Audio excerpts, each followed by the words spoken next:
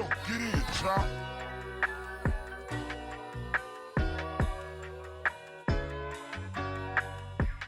a bit self-aware, sometimes it's fucked up, but life is gonna lie, so I ain't gonna slow up. I'm on a mission to change the face of mental health, kicking knowledge to my people, cause you know that health is wealth.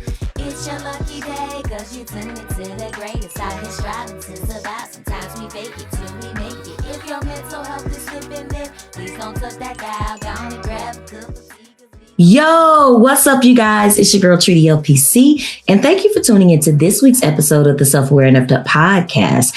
I am really excited to speak with this week's guest and hear about her story. Her name is Naomi Kreske. She is a mindset and confidence coach, and I really look forward to hearing about her journey to that path. She does a lot of work with helping women through her organization keep finding you. And I think that is such an important topic for us to explore today, because so many of us lose ourselves on this journey called life, whether we go through different circumstances and challenges that kind of take away from who we are, or who we've become to be. So without further ado, I'm going to go ahead and welcome Naomi Kreske to the Self-Aware and Upped Up podcast. Hey, Naomi, how you doing today? I'm doing great. It's a beautiful day here, and I'm looking forward to having a really great conversation with you.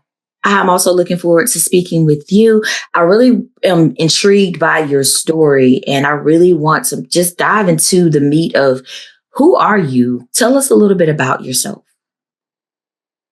I've been a lot of things. I am a mother of three kids, one stepson. I actually have two grandbabies. Oh. I know my stepson already has two daughters, so I'm almost already a grandmother. But I've been a wife. I've been divorced. I've been a wife again. Okay. So yeah, the journey's been tumultuous. I've pivoted many times in my career. I have an interior design degree. I've been a stay-at-home mom. I've been a restaurant owner. And now I've found my true passion of being a life coach, helping women figure their shit out. Okay. You definitely have quite the resume.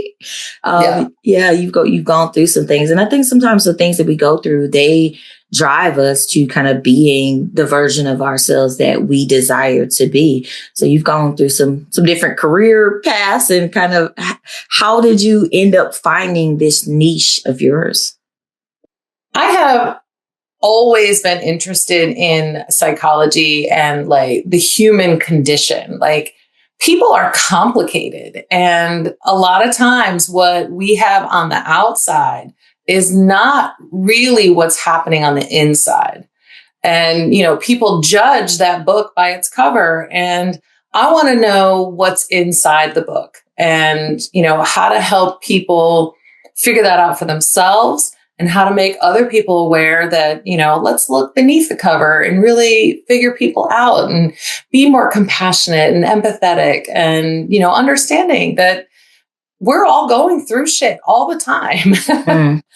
So we are all just doing the best that we can. And at any given time, with whatever tools we were given throughout our lives to be emotionally intelligent. So I've always loved figuring people out, but also at the same time, like, I've gone through some stuff, and I now really want to help women get through their stuff, faster, smoother, easier. Like, I know that my lessons can help women, and that's my goal. Yeah, absolutely. I love that your own experience led you to doing this work that you do. Can you talk a little bit more about some of the challenges that even pushed you towards this? In order, I think that we're kind of overcome through our testimonies. Those are the things that drive us, and those are the things that help us really figure out what we want to do. So can you talk a little bit more about that part of your journey? Sure. So my journey started with, my big T trauma was, it's always those big T traumas that actually help you grow the most. You know, we don't grow from easy peasy. You know, we grow from the really hard things in life.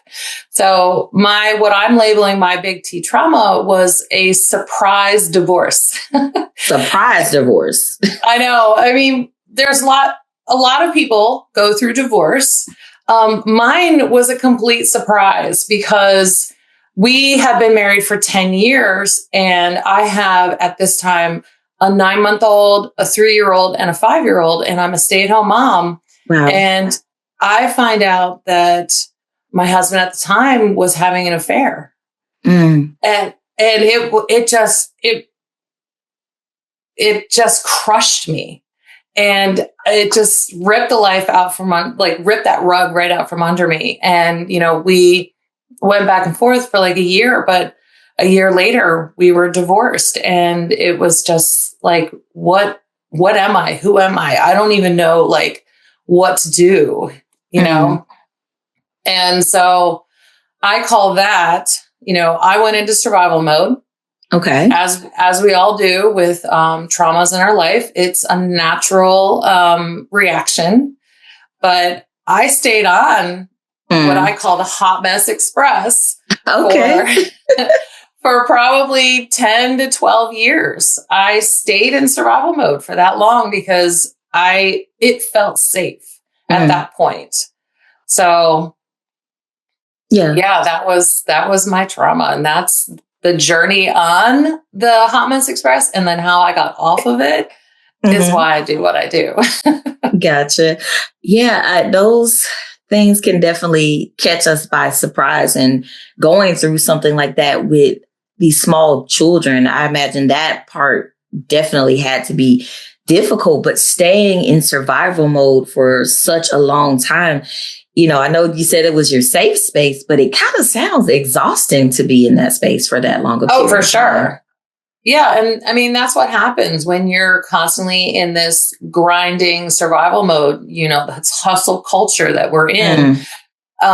You get exhausted, you get overwhelmed, you get burnt out. And that's where I was. Like, I knew life could be so much more than like what it was. And yeah, that's what sort of prompted me to start trying to get off the hot mess express.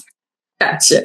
You and this hot mess express. But we all ride that train a lot. You know, we go through things in life. I know I've been a hot mess for quite some time. And sometimes I get off the train at a stop or two, and then, you know, I hop right back on. You get right back on. So it happens. It definitely happens. So yeah, I'm curious to kind of know, with that part of your journey, like, what was the most difficult part of it for you? Like, going through this surprise divorce, getting through in this space of survival mode and having to navigate through life like that. What was the most difficult part of your journey? Well, I think the most difficult part is that, like, I had the white picket fence life. Like, I had the dream life.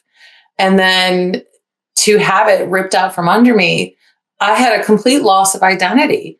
I was a wife in that white picket fence life. And then now I'm a single mom of 3 and I have to go back to work. And like, it was a complete 360 in who I was and what my future held. Like, I had to rewrite everything. I had to throw it all out and rewrite everything. And it was really traumatic. And I think that's probably why it took me so long to figure it out again, because when you lose something like that, that's so important, it makes you not want to dream anymore. Like, I didn't want to take that risk. Like, why risk having the love of your life or the life of your dreams again if it can all be taken away so suddenly? So that was not necessarily a conscious thought that I had. That was in my subconscious there, because I would self-sabotage all the time. If something felt too good to be true, I screwed it up, because why would it be? Why would it be safe to have something amazing? Yeah, yeah. I think a lot of us get caught up in that cycle. Like it sort of becomes this self-fulfilling prophecy that we do to ourselves because we are so afraid of waiting on the other shoe to drop. I see that a lot in my personal life. I've gotten a little bit better. Like I said, sometimes I get off of the hot mess express, but I think that it's so many of us kind of get stuck in that way where we don't want to dream. We don't want to really open up ourselves to the possibility because of fear of being hurt again and losing it all. But you seem to have really navigated that in such a beautiful way. So where in your journey did you dive into this coaching, this mindset and confidence coaching to really start to help other people get through it? Yeah. So I think first we should talk about like how I got off the hot mess express. And that was crucial, like a critical part in my journey, because that itself has led me to how I coach women. So, I started to get sick of my own shit. I got sick of being on the hot mess express. And so I started down like this self-help journey. Like I read the books, and I listened to the podcasts, and I took the courses, and, my life started to get better, but it wasn't like all the way there. I wasn't like obsessed with my life. I hadn't found the love of my life. I wasn't like in the career of my dreams. So I was like, it wasn't, quite there. And then in one of those books, I was reading a section where the woman was talking about a story that, a conversation she was having with her mother. And, the author was looking for love also. And, the mom was like, honey, you're not, this like amazing catch. You go out, you party, you drink, you stay out late, you date all these random people and still somewhat expect Prince Charming to come in and sweep you off your feet. She's like, that's not how it works. And I could relate to that story so hard that I was like, oh my God, she's speaking to me. And the story went on to talk about how that is the law of attraction, that what you are putting out into the world is what you get back. Yeah. And if you're putting out hot mess, drama, chaos, then guess what? You get back douchebags and uncertainty and more drama. So I was like, holy crap, I am the problem. And that's what a lot of people in this world like to do. They like to put the problem on everybody and everything else. Like, woe is me and poor me and stuff like that. But a lot of times, like, we are our own worst enemies. But the really cool part about that is that we are also the solution. Yeah. Yeah. If we can get the awareness, then we can get out of that messed up place and get the best of our, the dream life and everything that we want. Yeah.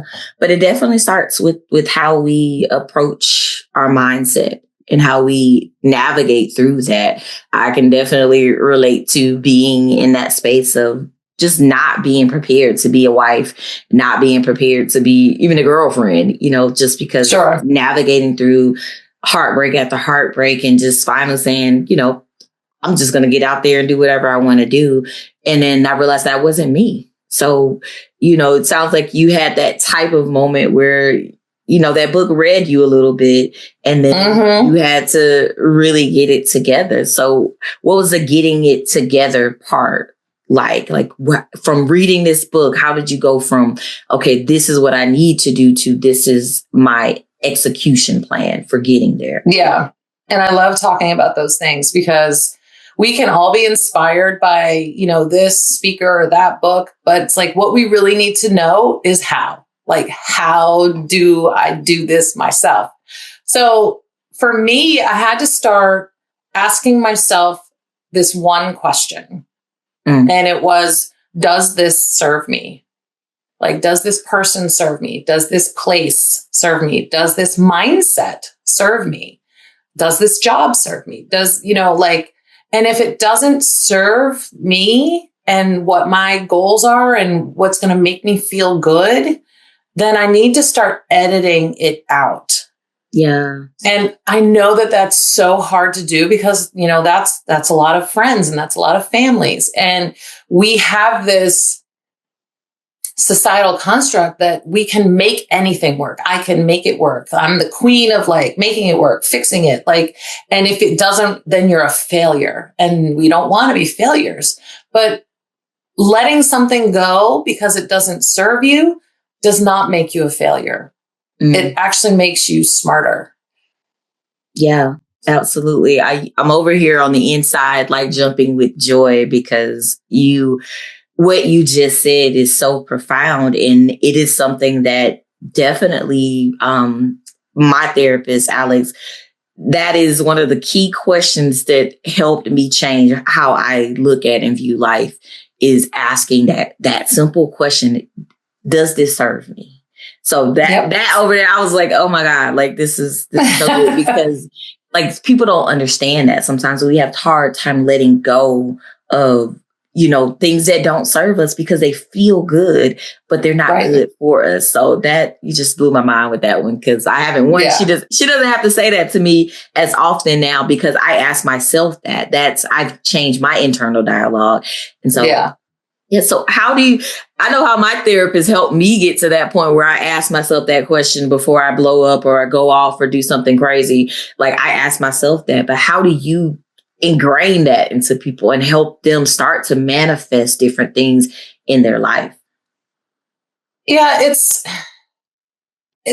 through repetition. Like, it's not something that, just easily, like I say it once and it's like, there is that light bulb moment in the moment, which is amazing. But it's definitely something that, I have to remind my clients, is this serving you, kind of thing, because you're rewriting a neurological pathway. Mm-hmm. So, neuroscience is an amazing thing, and you can rewrite those pathways, but it takes repetition, it takes patience, it takes, practice. So it's just a practice. So, having, Post-it notes on your mirror, having it be a part of your daily affirmations or your journaling. I love journaling, journaling about what isn't serving me today or what is serving me today. Those kinds of things are really helpful because it creates a pattern and you're interrupting those old neurological pathways and creating new ones. Yeah. So you said a dirty word, because a lot of people don't like to journal. They don't like to do that. And sometimes people feel like, okay, I can write these things out. I can give myself these affirmations. But sometimes they struggle with believing those things and really, moving through that.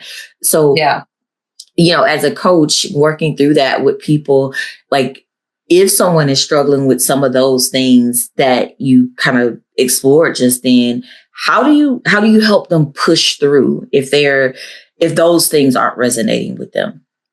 So it's not, and I'm so glad that you brought this up, because it's not necessarily pushing through, it's dialing it back a little bit. Mm-hmm. So like what you just said with affirmations and not believing them, a lot of times affirmations are these big, grand things like, I love myself, or I can, make a certain amount of money or lose a certain amount of weight, or I am beautiful. And like, if you don't feel beautiful or if you don't love yourself, then that affirmation isn't going to work. Mm-hmm. Like, you have to dial it back a little bit.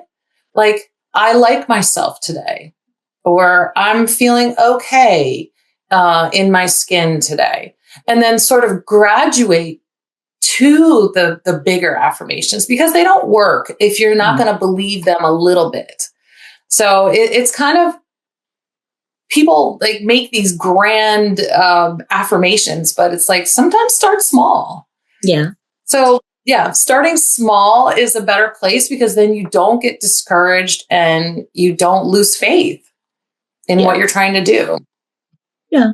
Okay. I appreciate you kind of going on that part of the journey with me, just because, I have that feedback a lot of times from clients about, affirmations, and it doesn't feel real. And there's that pushback that they have. And so I want people to understand it's not this quick fix thing. I've definitely been the girl with the Post-it notes all over the mirror, trying to rebuild my life when I lost who I was. And so a part of kind of what you talk about, I guess, or what drives your agency is keep finding yourself.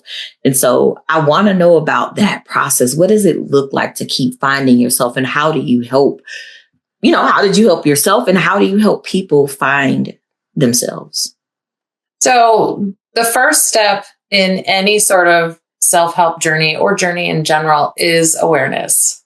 You have to be able to take that long look in the mirror and really understand who you are, like where you've been and where you want to go. And that can be very scary. A lot of people don't like to look at themselves in the mirror and really understand, because they might not like what they see. And chances are they won't, because they're on a self-help journey for a reason, because they want more. They want to be better. They want more out of their lives. And so what they're going to see, they're not going to like. And humanity is very good at avoiding the things that they don't like.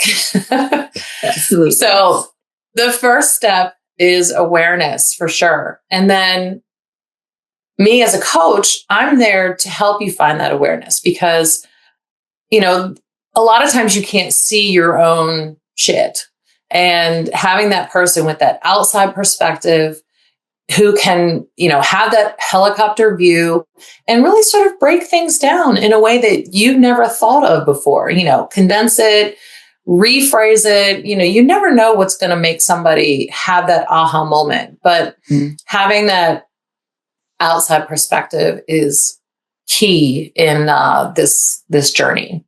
Yeah. Sometimes we can get too engulfed in ourselves, and not in the positive ways, like, for sure. But sometimes we can. Oh yeah, the spiral. That spiral is real. Sometimes it is. It's been on that journey. Still have to sometimes get on that journey and reel it back in, because once you know better, you really can change your life when it comes to really reconnecting. I know part of my journey, I lost myself in an emotionally abusive relationship in my 20s. And I've spent the better part of the last 20 years trying to really get back to the core of who I was before that relationship. And so I think sometimes we lose so much of ourselves. I know you mentioned earlier kind of like your identity being lost. How did you get your identity back?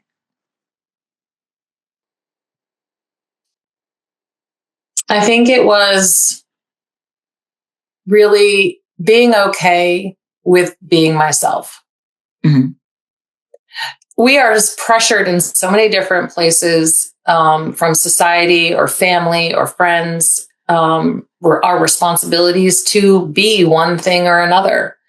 And I think just being okay with being yourself is an amazing place to be. And don't get me wrong, I am actually just getting to that place of just being me. And it feels amazing. And also it's kind of like the final step in that law of attraction, because the more that I am myself, the more that I'm going to attract and manifest things that are for me.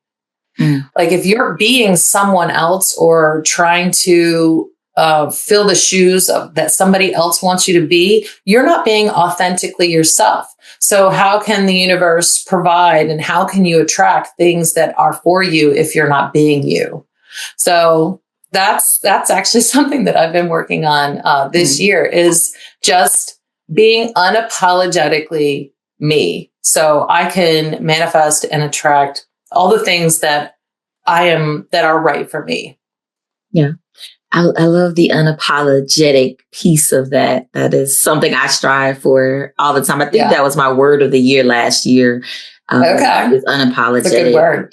because we all kind of get in places where we're put in boxes by people, how we should show up, what we should look like. Even, I know in my field as a therapist, like a therapist should look this way, be this way, sound this way, talk this way. And it's like, fuck that. I just want to be me. And that's all I've ever wanted to be. And so I love that for you, that is something that you're honing in on right now and helping other people. So you went through this big T trauma, the surprise divorce, 3 young kids, you were on the Hot Mess Express. Then you decided, hey, I need to change some things. Let me get my life together. And then now you've turned it into your life's work right now. Tell me about how, that experience of like now finding your niche and how it's kind of helped in your transformation journey. Yeah, it's made all of the hard times worth it. Hindsight is 2020. Mm-hmm. And, when I was in it, I hated it. I was miserable. But now I can look back at it and appreciate it for what it was. Because without that struggle, I wouldn't be who I am today.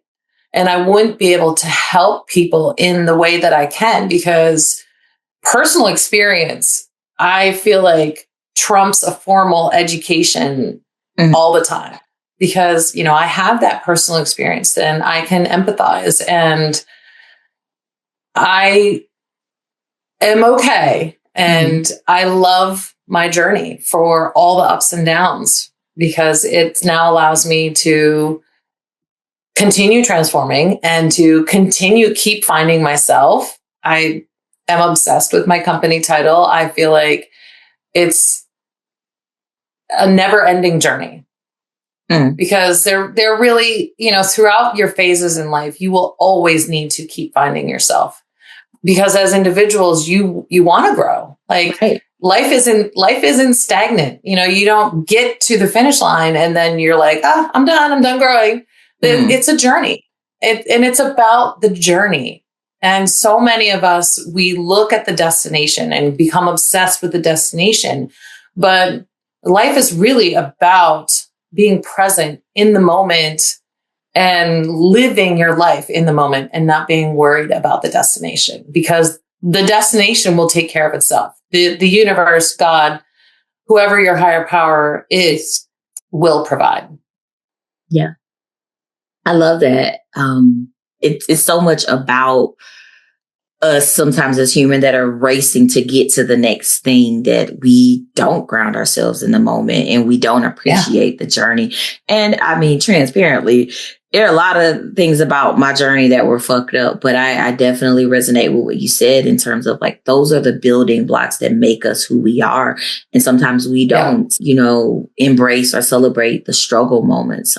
For me, those struggle moments built me, but they also keep me in a place of gratitude for present day Sandtrice, because So I love that. I do. I also love the name of your company, Keep Finding You, because we're going to evolve. Like who I am at 43 is not going to be who I am at 53, and it shouldn't be. And so I think that embracing that change, and it's okay to change. Like that's also, the change can be scary for a lot of people. Oh, for sure. For sure. And that's another, neurological thing that from caveman days, we are taught, that change is bad. Mm-hmm. Whether that change is good or a bad thing, change is bad. And so like your caveman instincts will keep you safe no matter what. And like resisting and pushing through that is now our challenge as a society, because we don't have to live in fight, flight, or freeze. We have evolved beyond that. And somehow that caveman instinct is still there. Yeah. I mean, it's hard for us to kind of get away from that though. It's just, But being aware of it is the key. And like I said, awareness is key. And, it's hard to walk around being aware all the time, but as long as you like come back to it and just try to be aware, then, it's half the battle. Gotcha. Yeah, absolutely. So I have a curveball question. Oh boy. What's the most self-aware and fucked up thing about you right now?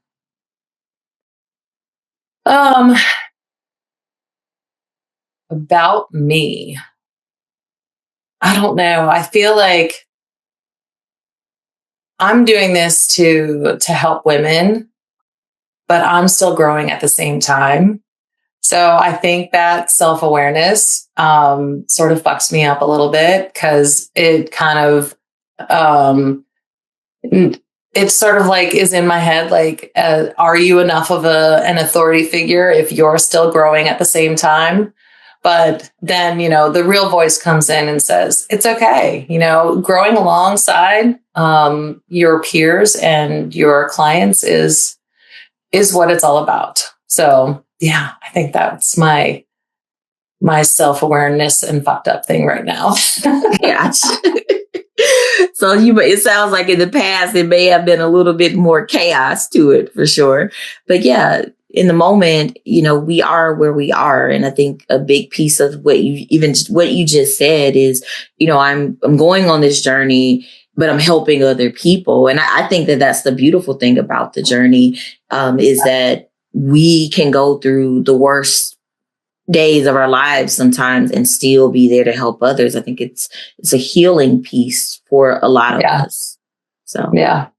So I want to know, how can people connect to use your services? How can they be in alignment with you if they want to work with you and kind of begin the process of finding themselves?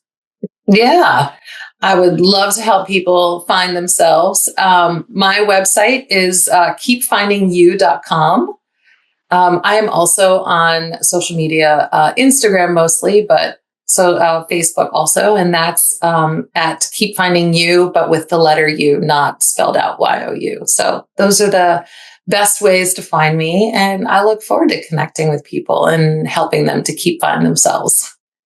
Awesome. I appreciate you sharing that, and also appreciate your time today and just your ability to kind of be vulnerable in this space. Like we help people by telling our stories because it helps people know that you're not out there by yourselves, and also giving permission to people to keep finding themselves. I love what you do. Thank you for creating this space for women, and just, keep growing, keep doing you.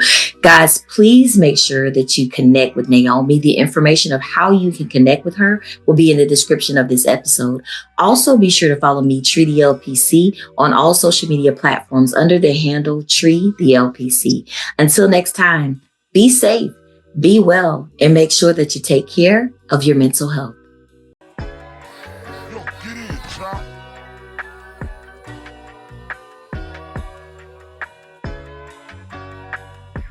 I'm a bit self-aware. Sometimes it's fucked up, but life is gonna lie. So I ain't gonna slow up. I'm on a mission to change the face of mental health. Kicking knowledge to my people, cause you know that health is wealth.